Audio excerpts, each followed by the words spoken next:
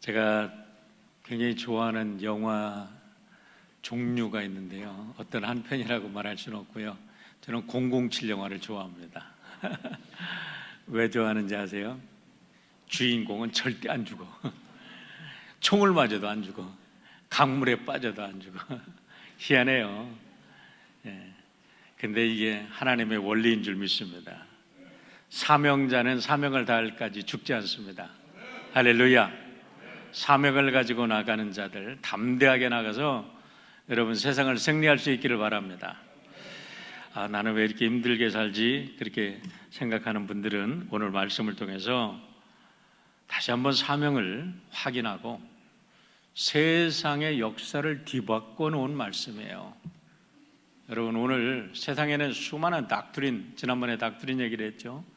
세상에 수많은 닥트린도 있고 세상에 수많은 선언문도 있어요. 그러나 그런 세상이 세월이 지나면 다 사라지고 없어지고 한순간에 한 시대에 선언문으로 끝났어요.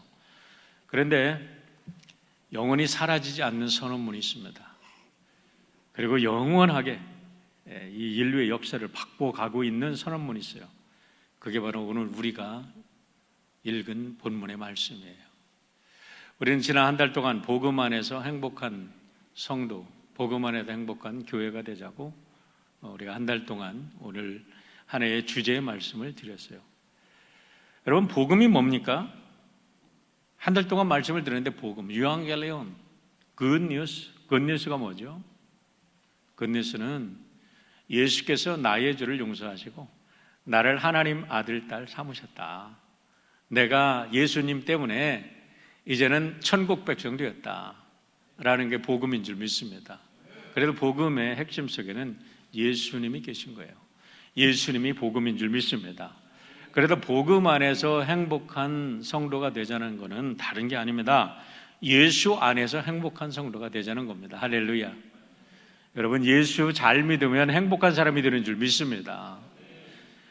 우리를 행복한 사람으로 만들기 위해서 하나님께서 당신의 아들까지 희생시키셨지, 우리를 불행하게 만들려고 만드신 건 아니거든요. 날마다 질질 짜고 살으려고 우리를, 예수님 그 하나님의 아들을 우리 이 땅에 보내셨겠어요? 그렇지 않습니다. 하나님의 아들, 그 독생자를 이 땅에 보내셔서 나를 구원하신 것은 내가 이 땅에 하나님의 아들로 행복하게 살고 나를 통해서 이 행복이 모든 사람들에게 증거되고 우리가 이 행복을 전해서 모든 사람이 행복하게 살라고 우리를 예수 안에서 구원해 주신 줄 믿습니다. 이 놀라운 비밀을 깨닫고 알게 된 바울은 늘 행복했어요. 어떤 상황 속에서도 행복했어요. 두드러 맞아도 행복했어요. 죽을 것 같아도 행복했어요. 그래서 바울 사도는 데살로니가 후서에서, 전서에서 이렇게 얘기를 한 거예요. 항상 기뻐하라, 범사에 감사하라, 쉬지 말고 기도하라. 어떻게 항상 감사할 수 있어요? 어떻게 항상 기뻐할 수 있어요? Rejoice in every circumstances. Rejoice for everything이 아니에요. 모든 것을 기뻐하라는 소리가 아니에요. 어떤 상황 속에서도 기뻐하라. 어떤 상황 속에도 어떻게 기뻐하냐? 나는 예수 안에 있고 예수 안에 이미 거듭난 삶을 살고 예수 때문에 내가 천국 백성이 되었으니까 죽어도 나는 영원한 삶을 살 수 있는 삶이 보장되어 있기 때문에 이 삶을, 이 믿음을 갖게 되면 우리는 날마다 행복한 삶이 될 줄 믿습니다.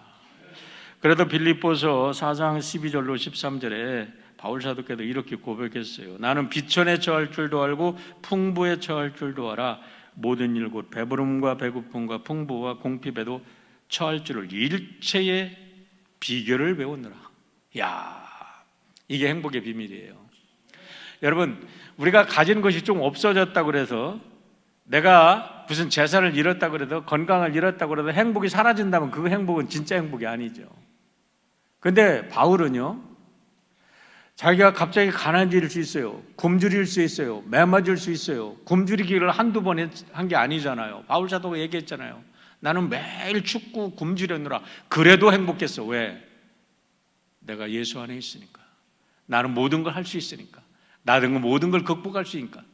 그래서 그 결론으로 고백한 게 뭐냐면 I can do everything in Christ Jesus. 나는 모든 것 안에서, 그리스도 안에서 나는 모든 걸 할 수 있다. 그래도 행복한 사람이 된 줄 믿습니다.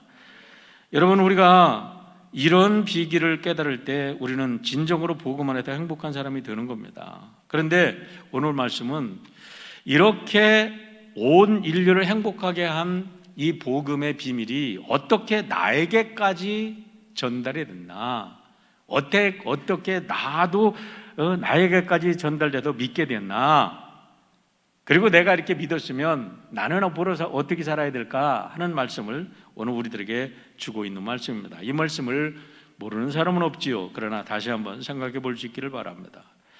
예일대학교 역사학 교수였고 이분이 연세대 초대 총장인 백낙준 박사의 스승이기도 하셨습니다. 케네스 스콧 라토렛 박사가 이 역사학자인데요, 이분이 이런 얘기를 하셨어요. 영향력 면에서 본다면 인류 역사에도 기독교만큼 큰 영향력을 끼친 단일 세력은 존재하지 않는다.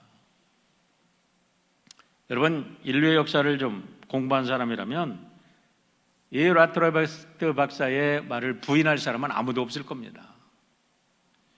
기독교가 얼마나 큰 영향력을 끼쳤는가, 1900년도에 어느 사람이 이런 글을 썼어요. CCC 출신이라면 다 아는 얘기입니다. 근데 제가 대학교 때 이 글을 읽고서 기가 막힌 센텐스다, 스테이트먼이다, 이거만큼도 아름다운 스테이트먼을 발견한 적은 없어요. 우리 예수님이 얼마나 큰 영향력을 끼쳤는지. 1900여 년 전 생명의 법칙을 따르지 아니하고, 여기도 1900여 년 전이라는 말이 1900년도에 쓰여졌다는, 이 글이 1900년도에 쓰여졌다는 걸 우리가 알게 해주는 거죠. 1900여 년 전 생명의 법칙을 따르지 아니하고 태어난 한 사람이 있었다. 그는 가난하고 이름 없는 사람으로 양육이 되었다. 그는 유아 시절 딱 한 번 자신이 살던 국경을 넘어본 일 외에는 국경을 넘어본 적이 없다. 그는 한 권의 책도 쓴 일이 없다. 하지만 나라의 모든 도서관으로도 그에 관해 쓰여진 책을 다 수용할 수 없을 정도다. 그는 한 곡의 노래를 지은 일이 없지만 모든 작곡자를 합한 것보다 더 많은 노래의 주제를 마련해 주었다. 그는 하나의 대학교를 세운 일이 없지만 전 세계 모든 학교의 학생을 합쳐도 그의 제자 수를 따를 수 없다. 그는 한 사람의 군인을 징집한 일이 없고 총 한 방 쏘지 않았지만 그의 주의 아래 반역자들을 무장 해제시키고 항복시키셨으며 그렇게 많은 지원병을 가진 자는 아무도 없다. 그는 약을 쓰지 않았지만 세상의 모든 의사들보다 상한 심령을 고쳐주었다. 수많은 정치인, 과학자, 철학자, 신학자들이 왔다 갔지만 이 사람의 이름은 점점 더 유명해진다. 점점 더 유명해진다. 세상 끝날까지 이분의 유명세는 계속될 줄 믿습니다. 이분이 누굽니까? 예수님이죠. 문제는 어떻게 이 갈릴리의 촌사람, 33년밖에 살지 않았던 이 짧은 인생을 살았던 한 청년의 삶, 더군다나 그가 공생에 public life, 세상 사람들에게 드러냈고 살았던 사람은 겨우 3년인데 그 3년의 삶을 통해서 세상의 역사를 이렇게 바꿔놓을 수 있었을까? 그것은 바로 오늘 우리가 읽은 본문의 말씀 때문이라는 겁니다. 그렇기 때문에 이 말씀이 얼마나 중요하고 이 말씀을 받고 아멘하고 순종하게 된다면 오늘도 우리는 이 세상에서 우리들의 가치가 얼마나 위대한 가치가 있는지 아무도 몰라요. 그런데 이 가치는 하나님만이 알고 하나님께 손에 붙잡힌 자를 통해서 하나님은 인류 역사를 바꿔 오시는 역사를 오늘도 쓰고 계신다는 사실이에요. 여러분들이 오늘 이 말씀을 여러분 자신의 말씀으로 받아들여서 하나님께서 여러분의 역사가 하나님의 역사로 기록되어지기를 주의 이름으로 축원합니다. 이것을 우리는 지상명령이라고 제목을 붙였습니다. 지상명령이라는 게 여러분 무슨 말씀일까요? 우리 한자를 잘 보셔야 됩니다. 지상명령. 지극할 지자, 이를 지자. 최고의 그 경지에 이르렀단 말입니다. 윗상자. 최고의 윗에 이른 명령. 이것보다 더 중요한 명령은 없습니다. 이것보다 더 귀한 명령은 없다는 뜻이에요. 그런데 이거를 영어로 보면요, 명령이라고 쓰지 않았어요. The Great Commission이라는 단어를 썼습니다. Commission. Commission이라는 것은 어떤 단어냐면 위임하는 거예요. 직무를 위임하고 어떤 직권을 위임하는 거예요. 내가 가진 직권을 위임한다, 권세를 위임한다, 권위를 위임한다라는 것은 여러분 많은 것을 가지고 있는 사람이 가지고 없는 사람한테 주는 거잖아요. 대통령이 대사를 임명해서 대통령의 이름으로, 국가의 이름으로 그 사람에게 모든 권한을 위임해서 보내는 거잖아요. 이렇게 커미션 한다는 것입니다. 그래도 The Great Commission, 이거보다 더 위대한 위임은 없는데 도대체 왜 이렇게 큰 위임을 했느냐? 거기에 보면은 또 한 가지, 이제는 명령을 하십니다. 위임하시고 나서 위임하시기 직전에 십자가에 달리시기 3일 전에 주신 위대한 명령이 있습니다. 화요일 날 주셨어요. 예수님이 예루살렘에 들어가다 화요일 날, 금요일 날 이제 돌아가셨잖아요. 3일 후에, 뭐 4일 후에라고도 따질 수도 있고, 그게 뭐냐면 The Great Commandment, 그거는 명령이에요. 위대한 명령이에요. 이거는 마태복음 22장 37절로 40절의 말씀인데, 이렇게 The Great Commission하고 The Great Commandment, 이거는 예수님이 제자들에게 이 두 가지 명령을 제자들에게 주시고 위임하신 거예요. 이것 때문에 그 3년의 짧은 삶이, 이것을 가지고 세상에 흩어진 제자들이 인류의 역사를 바꿔왔고 지금도 바꾸고 있고, 지금도 여러분이 불림받아서 이 자리에 예수님의 제자들로 태어날 사람들이 있는 줄 믿으시기를 바랍니다. 저는 간절히 바라기는 여러분 모두가 예수의 제자가 되기를 주의 이름으로 축원합니다. 여러분 복음서를 잘 보십시오. 예수를 따라다니는 사람들이 세 종류가 있었습니다. 한 사람은 제자들이 있었습니다.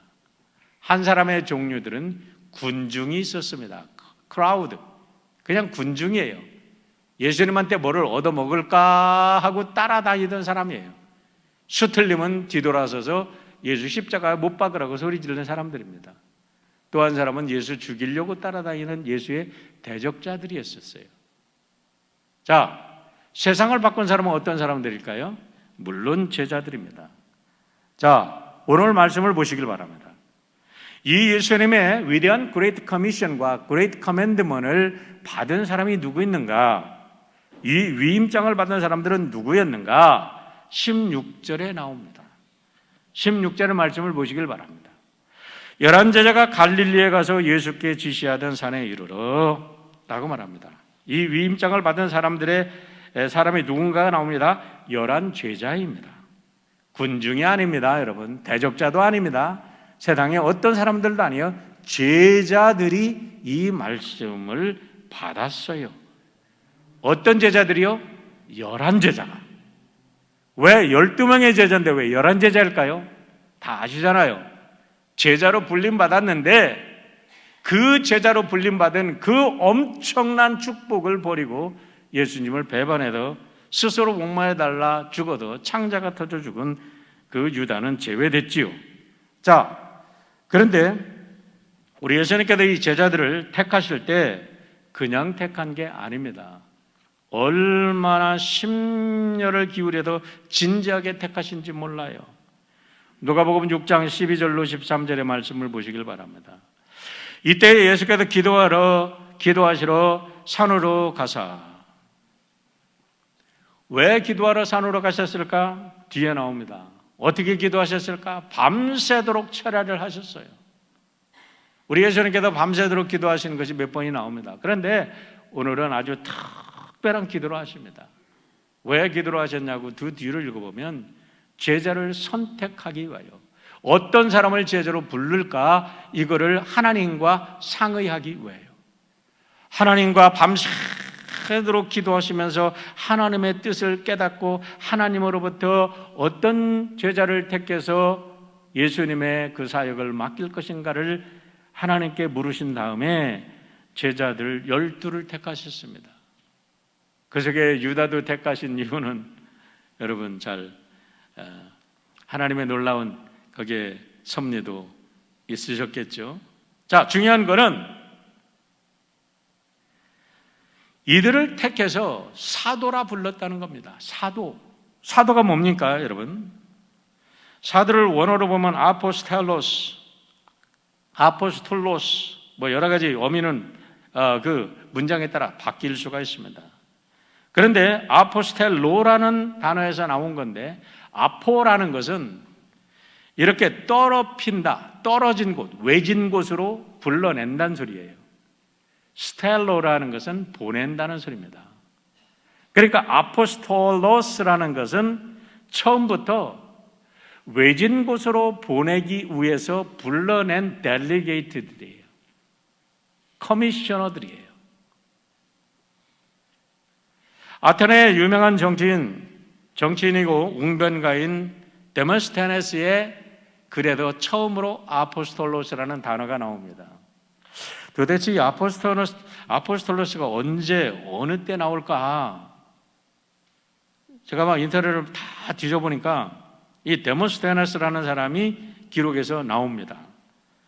BC 384년에도 322년에 살던 아테네의 정치인입니다. 그런데 이 사람의 글 속에 아포스톨로스가 어떤 역할을 했는지 세 가지가 나옵니다. 첫 번째는 아포스톨로스라는 것은 미지의 세계를 탐험하기 위해서 보내지는 함대의 어드미럴, 함대의 제독을 아포스톨로스라고 얘기합니다. 함대의 장관이에요. 이 대장. 두 번째는 외국으로 갈 때에 패스포트가 필요하잖아요. 그 패스포트를 아포스톨로스, 리걸 다큐멘트를 아포스톨로스라고 의미로 사용되어졌다 그래요. 세 번째는 한 국가를 대표해서 파송되는 엠베서더를 아포스톨로스, 사도라 칭했다는 거예요. 그런데 예수님께서 제자들을 부르시고 예수님의 사명을 맡기실 때에 이 아포스톨로스라는 용어를 사용하신 거예요. 다시 말하면 너희들이 세상 땅끝까지 가라. 지구의 땅끝까지 모든 민족을 찾아서 사람이 있는 곳은 다 가야 될 그 위임을 하신 하늘의 장관으로 하나님의 대사로 모든 인간들의 만들어놓은 나라와 역사와 문화와 모든 경계를 뛰어넘어서 가라고 예수님이 아포스톨로스라는 그들을 부르시고 그렇게 파송을 했다는 거예요. 근데 파송하실 때 그냥 파송이 아니라 예수님은 그들을 부르신 다음에 3년간 특별 훈련을 시키셨습니다. 그냥 훈련시킨 게 아닙니다. 여러분 우리가 학교에 가서 공부를 할 때 8시간씩 공부하죠. 그런데 8시간씩 공부한다고 해도 8시간 다 공부하나요? 애들 가르쳐 보면요, 이제 뭐 자기도 하고 뭐 셀폰도 쳐다보고 뭐 그냥 별짓 다 하잖아요. 그런데 이 12명의 제자들은요 그렇게 교육받은 게 아니에요. 도제 교육 받았습니다. 사실 진짜 교육은 도제 교육을 받아야 돼. 아주 뛰어난 전문가한테도 먹고 살고 같이 생활하고 하는 모든 것을 그렇게 그분에게서 직접 모든 것을 배워야 되는 거죠. 정말 요즘 젊은이들은 잘 모르겠어요. 전에도 얘기했지만 제가 우리 광림교회 파더 김선두 목사님 한때 목회를 배울 때 그분의 숨소리도 배우고 싶어 했어요. 그분의 서재는 어떻게 될까? 그분의 좀 서재에 들어가서 서재는 어떻게 구성됐을까? 그분은 기도를 어떻게 할까? 너무너무 그냥 배우고 싶은 거예요. 여러분, 제자들은 그런데 예수님이 직접 택하셔서 그들과 함께 먹고 함께 자고 함께 생활하고 3년 동안을 그렇게 직접 가르치셨어요. 그러시고서 죽기 전에, 십자가에 달리기 3일 전에 The Great Commandment, 하나님을 사랑하고 사람을 사랑해라 라는 이 위대한 명령을 주신 다음에 예수님이 십자가에 달려 죽으시고 부활하시고 성천하시기 직전에 예수님이 오늘 말씀을 주신 겁니다. 오늘 말씀을 주신 배경을 읽어보면 이렇습니다. 자, 예수님이 십자가에 달려 죽으셨다가 부활하셨습니다. 부활하시고 나서 처음 만나준 사람이 누구죠? 마리아입니다. 마가복음 16장 7절의 말씀을 보세요. 가서 그의 제자들과 베드로에게 이르기를 예수께서 너희보다 먼저 갈릴리로 가시나니. 누가 갔나요? 마리아가 간 거예요. 마리아가 가서 제자들에게 전해준 겁니다. 너희에게 말씀하신 대로 너희가 거기 가서 뵈리라 하라.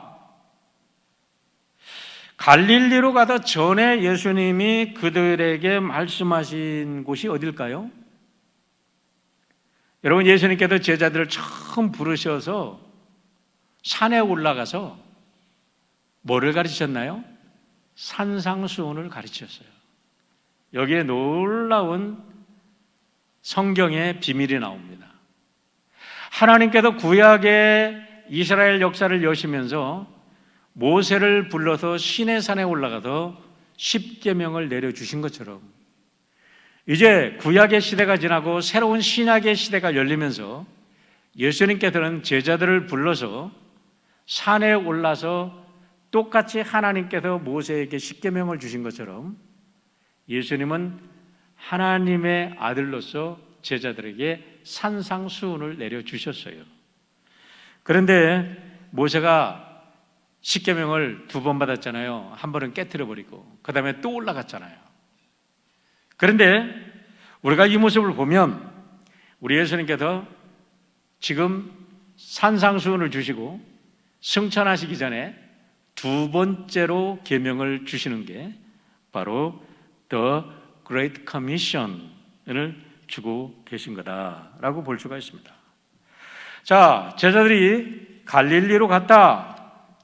우리가 복음서 마지막을 읽어보면 많은 사람들이, 신학자들이 이거 역사적으로 이거는 서로 어떻게 시간별로 이 역사를 할 수가 없어. 이거는 역사적인 사건이 아니고 그냥 설교일 뿐이야. 엉터리 같은 얘기를 합니다. 여러분, 여기에 우리가 복음서 마지막을 읽을 때 꼭 주의해서 읽어야 될 게 있습니다. 예수님께서 부활하신 후에 제자들이 방 안에 있는데 문도 열지도 않고 다 닫혔는데 예수님이 그냥 거기에 나타나셨어. 여러분이 이제 예수님이 무슨 귀신처럼 나타났나요? 그렇게 나타나시는 후에 예수님이 내 상처를 만져봐라 하고 도마한테 만져보라 그랬어요. 도마가 예수님의 상처를 만져봤어요. 몸이 있었잖아요. 뭘 얘기하나요? 여기에 놀라운 부활의 비밀이 있습니다. 부활하신 몸은요, 부활 전의 몸과 달라요. 부활하신 예수님의 몸은 영체요, 소마, 영적인 몸이에요. 영적인 몸의 신비는 우리가 다 말할 수 없어요. 그러나 성경에 나온 것을 가지고 우리가 분석을 해보면 몸은 있은데 몸이 육체의 물리적인 한계에 갇히는 몸이 아니에요. 분명히 몸은 몸인데 갈릴리에도 나타날 수 있고 예루살렘에도 나타날 수 있고 지금 이 자리에도 나타나실 수 있고 우리 예수님은 시공에 관계없이 어디나 나타날 수 있는 영체를 가지신 분임을 믿으시길 바랍니다.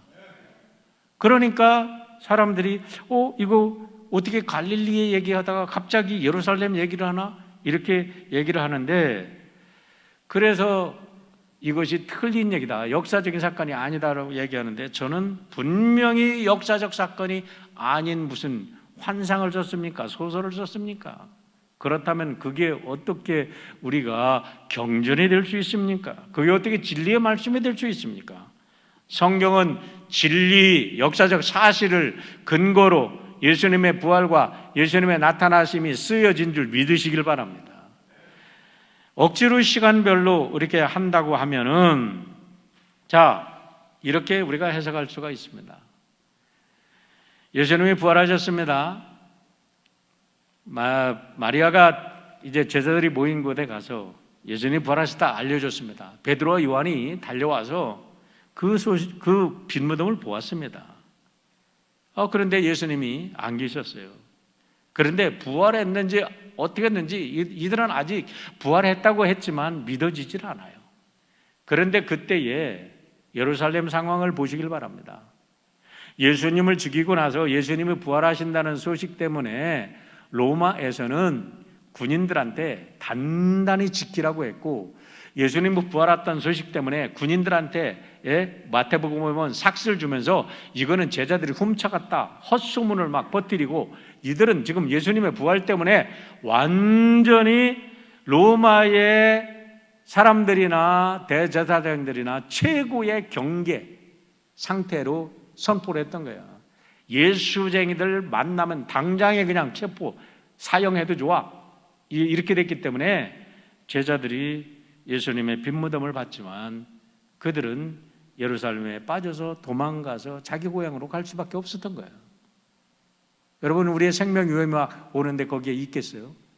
그래서 제자들이 예루살렘에 빠져 도망가서 갈릴리에 가서 자기의 본 직업으로 몰래 숨어서 나는 이제 여기서 어부의 역할을 하고 있다 이러고 숨어 있었던 거죠. 그런데 우리 예수님께서 그들에게 찾아가셔서 그들을 부르시고 게네사렛 호숫가, 갈릴리 호숫가 똑같은 거예요. 그들에게 상을 차려주시고 먹이시고 베드로에게 내가 나를 사랑하느냐? 내가 나를 사랑하느냐? 사랑한다면 나의 양떼를 먹여라. 그러려면 갈릴리에서 이제는 예루살렘으로 다시 가라. 그 말씀을 듣고 베드로와 제자들이 다시 예루살렘으로 잠입해 들어갑니다. 여러분. 그러고 나서 그들이 모였을 때 도마는 아직도 믿지 못했다고 그랬잖아요. 아까. 그런데 도마 한 사람일 뿐입니까? 아직도 믿지 못하는 사람들이 있었다. 복수예요. 아직도 예수님의 그 부활을 믿지 못하는 자들에게 예수님이 나타나서 상처를 보여주시고 이제 그들에게 말씀하시고 40일 동안 어쨌든 그들이 그런 과정이 40일이 겪은 다음에 예수님이 500여 형제, 바울의 증언에 의하면 500여 형제들이 보는 사이에서 예루살렘에서 승천을 하십니다. 그럴 때에 예루살렘을 떠나지 말고 너희들은 아버지의 약속하신 것을 기다리라, 성령을 기다리라 그렇게 하셨던 거죠. 이게 바로 오늘 말씀의 전체적인 배경입니다. 다시 거꾸로 돌아가서 갈릴리에서 모였을 때 The Great Commission을 주실 때의 말씀이에요. 자, 돌아갑니다. 17절과 18절의 말씀을 보세요. 이 Great Commission을 받은 사람은 누구라고요? 11 제자입니다. 자, 17절 보세요. 예수를 배웠고 경배하는 아직도 의심하는 사람들이 있더라. 도마 이외에 다른 사람도 이게 의심을 했어요. 자, 예수님은 그것을 이제 나중에 풀어가시죠. 18절 보세요. 어마어마한 사건입니다. 예수께서 나와 말씀하여 이르시되 하늘과 땅의 모든 권세를 내게 주셨으니 그러므로 너희는 가서 모든 민족을 제자로 삼아라고 말합니다. 여러분, 이거는 정말 생각하면 생각할수록 어마어마한 사건이에요. 제가 이 말씀을 묵상하면서 오늘 우리 성도님들을 생각하니까요, 사실 여러분에게 오늘 예배 시작하면서 서로 인사하라고, 인사 좀 하려고 그랬어. 뭐라 그러냐면, 아이고 몰라봐도 죄송합니다. 몰라봐도 죄송합니다. 왜? 여러분들이 이 위임 명령을 받았다면 여러분들을 통해서 인류의 역사를 바꿀 사람들이기 때문에 어마어마한 역사, 새로운 하나님의 나라의 역사, 하나님 나라가 여러분들을 통해서 이루어질 것이기 때문에, 할렐루야.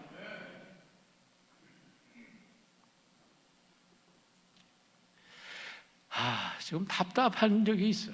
여러분들이 얼마나 위대한 가치가 있는 존재인지를 좀 깨달으시길 주의 이름으로 축원합니다. 나는 아무것도 아닌 것 같은데 이 위임장을 받았기 때문에, 이 위임장을 받는 순간부터 하나님이 나에게서 역사하시고 예수님이 역사하시고 성령이 나에게서 역사하시면 나는 전혀 다른 존재로 새롭게 살아갈 수 있기 때문에, 여러분 이 위임장을 받는 날이 얼마나 위대한지 모르죠. 모든 권세, 어떤 권세를 받았을까요? 자, 우리가 이걸 다 말할 수 없어요. 그러나 예수님의 사역을 보면 압니다. 예수님께서 처음으로 해당에 들어가셔서 이제 공생애를 시작하시기 전에 해당에 들어가셔서 이사야서를 펼쳐들고 읽으시던 본문이 예수님의 사역을 나타내는 본문입니다. 나는 이것을 위해서 이 땅에 왔노라 하고 예수님이 선언하신 거예요. 누가복음 4장 18절로 19절입니다. 주의 성령이 내게 임하셨으니 가난한 자에게 복음을 전하게 하시려고 내게 기름을 부으시고, 내게 성령을 부으신 이유는 가난한 자에게 복음을 전하신다는 거예요. 야, 여기서 가난한 자는요, 물리적으로, 정신적으로, 영적으로, 정서적으로, 신체적으로 모든 면에서 가난한 사람을 예수님이 회복하시기 위해서 오셨다는 겁니다. 나를 보내서 포로된 자에게 자유를. 여러분, 뭐에 포로돼서 살아갑니까? 어떤 사람들은 가난에 포로되어서 살고, 어떤 사람은 무지에 포로되어서 살고, 어떤 사람은 잘못된 생각에 포로되어서 살고, 잘못된 사상에 포로되어서 살고, 공산주의에 포로되어서 살고, 뭔가 돈의 욕심에 포로되어서 살고, 권력의 욕심에 포로되어서 살고, 아주 무슨 마약에 포로되어서 살고. 야, 요즘에 펜타닐, 요즘에 경관들이 위험물을 나타내기 위해서 나는데 방송을 보니까요, 펜타닐 먹고 애들이 막 죽어가는 거 살렸는데, 거기서 걔들 살리려고 들어갔는데 펜타닐 냄새만 맡고도 경관들이 막 쓰러져. 이런 마약에 포로된 자들, 술에 포로된 자들, 도박에 포로된 자들, 미움과 시기와 질투에 포로된 자들, 이런 악한 사상에 포로된 모든 사람들에게 자유를 주기 위해서, 눈먼 자들, 진리가 멀고 생명의 길이 멀고 죽음의 길이 멀고 정말 인간 삶이 멀고 예수의 제자의 삶이 얼마나 복된 삶인지 모르고 눈먼 자의 삶을 사는 자들, 눌린 자, 사회적으로, 경제적으로, 여러분 체제적으로 이거 뭐 해석하려면 한이 없어. 이런 모든 자에게 주의 은혜의 해를 선포하려고 예수님이 오셨다는 거예요. 여러분, 권세란 뭐예요? 이 모든 것을 해결하기 위해서 예수님이 오셨는데 이 모든 권세를 제자들에게 위임하신 줄 믿으시길 바랍니다. 오늘 이 엄청난 권세가 여러분과 저에게도 위임된 줄 믿으시기를 바랍니다. 아멘하로 받으시고 나가시길 바랍니다. 그러면 여러분은 하나님이 해결해 주세요. 하나님이 해결해 주십니다. 이 일을 위해서 예수님이 하신 사역이 있습니다. 그럼 구체적으로 이 일을 위해서 어떤 예수님이 뭐를 하셨나? 그게 바로 마태복음 4장 23절 9장 여러 군데서 나옵니다. 자, 예수께서 온 갈릴리를 두루다니시며 그들의 회당에서 가르치셨어요. 천국의 복음을 전파하시며 백성 중의 모든 병과 약한 것을 고치셨다. 늘 얘기하잖아요. 예수님의 3대 다예요. 가르치시고 선포하시고 치유하셨다. 이것이 제자들에게 이어졌고 제자들은 이것을 반복했습니다. 계속해서 이것을 반복했는데 이게 어떻게 이루어졌습니까? 기독교 2000년의 역사 속에 기독교가 들어가는 곳마다 학교를 세웠어요. 여러분, 우리나라에 기독교가 안 들어왔으면 여기에서 이렇게 미국에 와도 떵떵거리고 살 사람들 많지 않을걸요? 여러분 중에 뭐 몇 분이나 되겠어요? 죄송해요, 여러분을 무시하는 건 아니고. 여러분들은 그런지 모르지만 저는 분명히 아니었어요. 나는 분명히 아니야. 나는 분명히 저 시골에서 농사 짓다가 그냥 뭐 아무것도 모르고 그냥 죽었을 거야. 저 계룡산 산골에서. 예수님이 아니었다면. 학교를 세웠어요. 프리칭. 하나님의 말씀을 선포하게 해서 교회를 세웠어요. 교회를 통해서 영적인 놀라운 생명 양식이 선포되었어요. 선교사들이 가는 곳마다 병원을 세웠어요. 우리나라 초창기에 여러분 150년 전까지만 해도 우리나라는 그냥 더럽고 추하고 어떤 뭐 수사식 아무것도 없고 무슨 폐병은 그렇게 많고 무슨 장질부사는 그렇게 많고 여러분 정말 아펜젤라가 여러분 첫 번째 보고서를 제가 보고서 기절하는 줄 알았다니까요. 아펜젤라가 미국에다가 첫 번째 쓴 편지는요, 이걸 아마 이 감리교에서 일부러 발표를 안 한 것 같아. 한국에 갔더니 사람들은 돼지처럼 지저분하고 개처럼 사납다고 편지를 했어요. 그렇게 살았어요. 전덕기 목사님께서 초창기에 장질부사 걸려서 서울 시내에 그냥 사람들이 죽어도 시체들이 널브러졌는데 시체를 칠 사람이 없어. 1900년 초에 전덕기 목사님이 우리 감리교 목사님입니다. 개딸을 신고 쑥을 만들고 수건을 둘러쓰고 가면서 시체들을 치워놓으라고 거기다가 쑥을 해서 쑥을 태워가지고 냄새를 없애기 위해서 그래서 핏물이 줄줄 흐르는 송장을 치운 게 전덕기 목사님. 그게 서울의 현상이었어요. 그런데 교회가 들어가서 학교가 세워지고 교회가 세워지고 병원이 세워지면서 그 100여 년 사이에 우리나라는 세계의 역사에 여러분 남는 모델의 국가가 됐지 않았습니까? 기독교가 들어가는 것마다 인종차별이 폐지되고 노예제도가 폐지되고 성차별이 폐지되고 남녀노소 모든 사회의 계급이 무너진 게 어딥니까? 여러분 기독교가 들어가는 곳에서 이루어진 줄 믿으시기를 바랍니다. 이게 예수님의 말씀 때문에 가능했던 거예요. 자, 그러면 복음을 증거한 방법은 뭔가? 너희들이 그렇게 가서 어떻게 하라고 그랬어요? 19절과 20절입니다. 아버지와 아들과 성령의 이름으로 세례를 베풀고 내가 너희에게 분부한 모든 것을 가르쳐 지키게 하라. 세례를 베푼다는 게 뭡니까? 세례를 주는 것은 너는 이제 죄인이 아니야. 너는 그렇게 사는 게 아니야. 너는 동물처럼 사는 게 아니야. 너는 하나님의 자식이야. 너는 위대한 존재야. 너는 예수님이 너를 위해서 죽으셨어. 이제는 너는 그런 존재가 아니야. 하나님의 거룩한 형상을 입은 존재야 하고 사람들을 인정해 주는 게 세례인 줄 믿으시길 바랍니다. 여러분, 우리는 세례를 받음으로 해서 우리들의 존재가 변화되는 줄 믿습니다. 세례를 받는다고 해서 무슨 미신적으로 그런 주술적으로 그런 게 아니에요. 우리들의 근본적인 존재, 내가 그렇게 믿어지고 내가 그렇게 바뀌고 나의 존재가 바뀌었다는 걸 믿는 거예요. 그 다음에 그들에게 분부하는 것을 가르쳐 지키게 하라. 예수님이 뭐를 분부하셨다고요? 아까 말씀드린 대로 The Great Commandment. 자, 마태복음 22장 37절로 40절 같이 한번 읽습니다. 같이 읽습니다. 시작. 예수께서 이르시되 내 마음을 다하고 목숨을 다하고 뜻을 다하여 주 너의 하나님을 사랑하라 하셨으니 이것이 크고 첫째 되는 계명이요 둘째도 그와 같으니 내 이웃을 내 자신과 같이 사랑하라 하셨으니 이 두 계명이 온 율법과 선지자의 강령이니라. 어이구, 구약에 있는 모든 것을 그냥 한마디로 예수님이 요약해버렸잖아요. 첫 번째는 뭐라고요?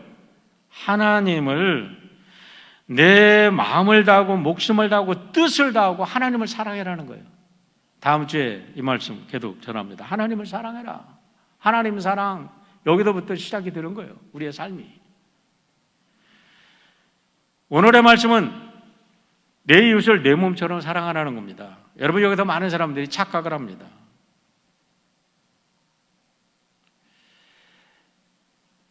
이 말씀을 묵상할 때 내 이웃을 나를 사랑하는 것처럼 사랑해라 이렇게 말씀 안 하셨어요. 내 이웃을 사랑하는데 내가 내 몸을 사랑하는 것만큼만 사랑해라 이 소리야. 그것밖에는 사랑할 능력이 없다 이 소리야. 이게 무슨 소리입니까? 거꾸로 생각해 보면 여러분 자신을 얼마나 사랑하십니까? 여러분, 우리가 이웃을 사랑하는 만큼 역량이 넓어지는 것만큼 내 자신의 사랑도 넓어진다는 말씀이에요. 이웃이 누굽니까? 평생 교회를 다녔는데 자기밖에는 모르는 사람이 있어. 보약을 줘가지고 자기 부인 몰래 먹는 남편도 있더라고. 그걸 자랑으로 하는 사람이 있어. 자기밖에 몰라. 이웃인데 자기 새끼밖에 몰라. 야, 중국에 여러분 펄벅이 지은 돼지를 보면요, 그 가난할 때 사람 잡아먹는 거, 그거 너무 리얼하게 표현했는데요. 야, 이해가 돼. 그 소설을 읽어보면 이해가 된다니까. 그런데 그 속에 들어가서 기독교의 복음이 증거되니까.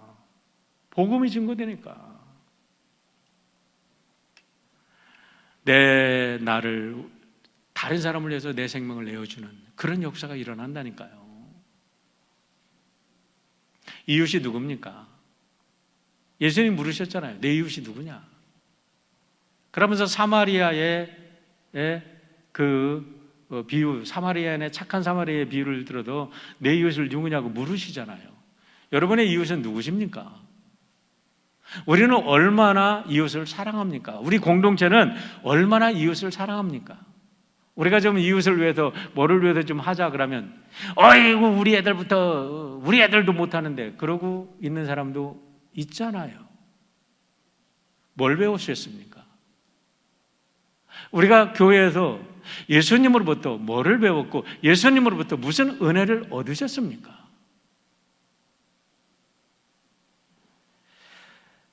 여러분, 우리가 이웃을 사랑한다, 내 몸처럼 이라는 기준을 주님이 분명히 주셨어요. 그러니까 이웃 사랑과 자기 사랑은 분리될 수 없는 거예요. 자기를 사랑하는 만큼 이웃을 사랑할 수 있는 거예요. 너무너무 귀한 거죠. 자기를 사랑하지 못하는 사람이 이웃을 못 사랑하는 겁니다. 그러니까 이웃을 사랑할 줄 모르는 사람은 궁극적으로 자기 자신을 사랑하지 못하는 사람이에요. 그런 사람은 하나님의 사랑을 못 받기 때문에 자기 사랑도 못하는 거지요. 그러나 우리가 이웃을 사랑하면 하나님이 그 사람을 사랑하십니다. 할렐루야. 그래서 분부한 것을 가르쳐 지키게 하라. 여러 가지로 있어요. 근데 딱 두 가지로 요약하면, 세 가지로 요약합니다. 하나님을 사랑해라. 너 자신을 제대로 사랑해라. 그리고 너를 사랑하는 것처럼 이웃을 사랑해라. 이게 예수님이 우리에게 가르쳐 주신 가장 근본적인 가르침인 줄 믿으시길 바랍니다. 이 일만 이루어지면 세계 평화가 이루어지는 거잖아요. 자, 마지막으로 이 약속을 실행하는 제자들에게 주시는 약속이 있습니다. 볼자다 내가 세상 끝날까지 너와 항상 함께 하시리라. Remember, 언제나 remember 하라는 거예요. I am always with you. 현재형입니다. 주님은 오늘도 우리와 함께 하십니다. 세상 끝날까지. 이 말은 너희들이 이 말씀을 듣고 사도의 직분을 가지고 멀리 떨어진 곳이든지 어디를 거치든지 옆에 있든지 어디를든지 이 말씀을 가지고 나가는 곳에 항상 내가 너와 함께하리라 그랬어요. 근데 이 말씀을 깊이 묵상하면서 한 가지 질문을 여러분에게 드립니다. 여러분, 이 말씀을 가지고 나가는 곳에 노예들이 주인과 더불어 손을 잡고, 노예가 위대한 정치인이 되기도 하고, 과학자가 되기도 하고, 교수가 되기도 하고, 기업인이 되기도 하고, 여러분, 우리가 그 운명 그대로 살았다 그러면 형편없는 인간들로 살았을 수 있었는데 그렇게 세상이 변했잖아요. 한 가지 묻습니다. 아까 저번에 말씀드렸는데, 제자들이 이 말씀을 이거를 위임받았을 때 그 가치를 깨달았을까요? 그들이 얼마나 세상의 역사를 뒤바꿀 수 있는 주인공이 될 수 있을까라고 그들이 믿었을까요? 아마 아무도 안 믿었을지도 몰라요. 무슨 말씀이냐면, 오늘 이 말씀을 들었는데 여러분들 중에도 아이고 나하고는 아무런 이해도 안 되는 얘기만 실컷 들었네, 그럴지 모르지만, 오늘 여러분이 이 말씀이 얼마나 가치 있는 말씀인지, 이 말씀을 아멘하고 내가 내 말씀을 받으면 여러분들이 얼마나 위대한 존재로 변화되는지 여러분 상상이나 하시겠습니까? 그래요. 우리 예수님은, 우리 하나님은 여러분과 제게 그런 기대를 가지고 오늘도 우리를 불러주셔서 이 자리에 있는 줄 믿습니다. 결코 우연이 아닙니다. 결코 우연이 아닙니다. 여러분들을 통해서 기대하시는 하나님의 꿈이 크고 하나님의 그 위대한 역사를 함께 이뤄나가는 여러분 모두가 되시기를 주의 이름으로 축원합니다. 사랑해.